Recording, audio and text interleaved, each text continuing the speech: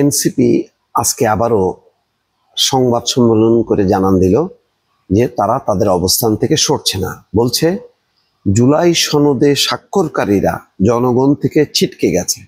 বলা হচ্ছিল যে এনসিপি ছিটকে গেছে কেন, তার উত্তরে বলছেন যে জুলাই সনদে স্বাক্ষরকারীরা জনগণ থেকে ছিটকে গেছে। 25টা রাজনৈতিক দল তাহলে ছিটকে গেল আর শুধু জনগণের সঙ্গে রয়ে গেল এনসিপি। বিষয়টা কেমন না দর্শক, চিন্তা করে দেখেন যে এতগুলো রাজনৈতিক দল ভুল করলো, শুধু এনসিপি সঠিক অবস্থানে থাকলো।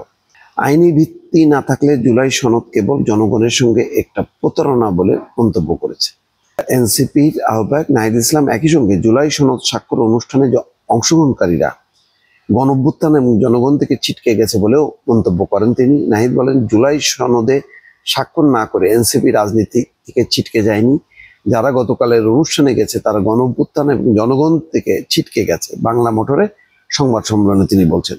নাহিদ বলছেন, জুলাই সনদের স্বাক্ষর কেবল একটি আনুষ্ঠানিকতা হয়েছে, জনগণের আকাঙ্ক্ষা এবং চাওয়ার কোনো প্রতিফলন গতকালের স্বাক্ষর অনুষ্ঠানে ঘটেনি বলে আমরা মনে করছি। এরপরও আইনি ভিত্তি না থাকলে এটা জনগণের সঙ্গে একটা প্রতারণা হবে। তিনি বলেন, যেসব রাজনৈতিক দল জুলাই সনদে অংশগ্রহণ করেছে তাদের নিয়ে আমাদের কোনো আপত্তি নেই, এটা আনুষ্ঠানিকতার জন্য তারা করেছে, তবে এটাকে এখন আইনি ভিত্তি দেওয়ার দাবি জানাচ্ছে। যাই হোক, এখানে যেটা ঘটলো সেটা বলার অপেক্ষা রাখে না যে এটা একটা ডিজাস্টার।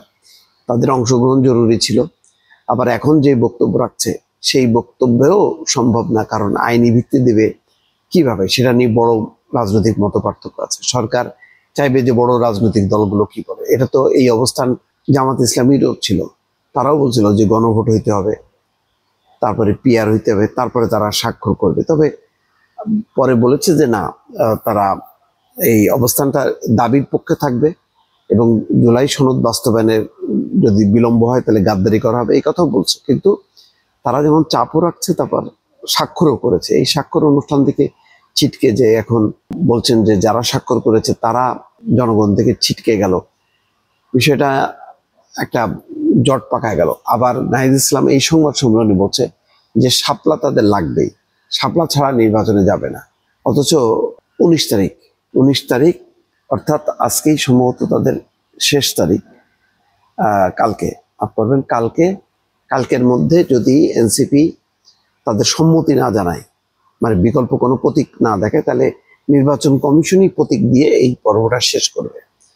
এইরকম অবস্থার মধ্যে আগের দিন তারা এই অনমনীয় মনোভাব প্রমাণ করে যে সম্ভবত এনসিপি নির্বাচনী প্রক্রিয়ায় হয়তো অংশ নেবে না। আমি যেটা গেস করি, তারা বরং চাপ তৈরি করার জন্য আন্দোলন বেছে নেবে এবং নানা ইস্যু তৈরি করবে, কিন্তু সেটা কতখানি জুচ্ছুই হবে, কতখানি জনগণের সমর্থন হবে। যেমন তারা জুলাই যোদ্ধাদের পক্ষ থেকে বলেছে যে জেলায় জেলায় রোববার থেকে দাবি না মানলে জেলায় জেলায় তারা মহাসড়ক অবরোধ করবে। এই অবরোধটা কেউ মানবে কিনা বা এটা সফল হবে কিনা, এটা কিন্তু একটা অরাজক পরিস্থিতি হবে, এটা ঠিক। এটা যদি ইমপ্লিমেন্ট করতে যায় এবং এটার সমর্থনে এনসিপি আছে কিনা পরিষ্কার না, তবে তারা জুলাই যোদ্ধাদের উপর যে লাঠিচার্জ করেছে তার প্রতিবাদ করছে। কিন্তু মূল বিষয়টা হলো জুলাই সনদ স্বাক্ষর না হওয়া পর্যন্ত একটা কিন্তু অস্থিরতা থেকে যাবে।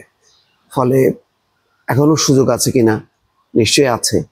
সেই বিষয় নিয়ে যদি এনসিপির সাথে আলাপ আলোচনা করে তাদেরকে এক ধরনের আশ্বাসের মধ্যে ফেলে বা পরিষ্কার একটা অবস্থান, এবং ঐকমত্য কমিশন তো বলেছে যে তারা বাস্তবায়নের বিভিন্ন সুপারিশটা সরকারের কাছে পেশ করবে, সরকার সেটা দেখবে। এখন এই বিষয়টা যতক্ষণ না পর্যন্ত অব্যাহত থাকবে ততক্ষণ কিন্তু বিষয়টা একটা সংকটের মধ্যে থেকে গেল, এবং এটার প্রভাব যতই অস্বীকার করুক কেউ যে নির্বাচনে পড়বে না, অবশ্যই নির্বাচনে পড়বে। কারণ আস্তে আস্তে কিন্তু গড়াইতে এখন 3.5 মাসে চলে আসছে, আর বেশি সময়ও নেই। এই মাসটা শেষ হলেই অক্টোবর, নভেম্বর, ডিসেম্বর, জানুয়ারি 3 মাস থাকে, আর ফেব্রুয়ারি মাসের প্রথম অর্ধে নির্বাচন। মানে একদম বলা যায় যে নির্বাচনের কাছাকাছি অবস্থায় কিন্তু চলে গেছে সবাই। তো অথচ সংকটটা এখনো সমাধান হলো না। এটার সমাধানটা অত্যন্ত জরুরি, না হলে আবারও সেই একটা বিশৃঙ্খল পরিস্থিতির মধ্যে পড়ে যাবে দেশ।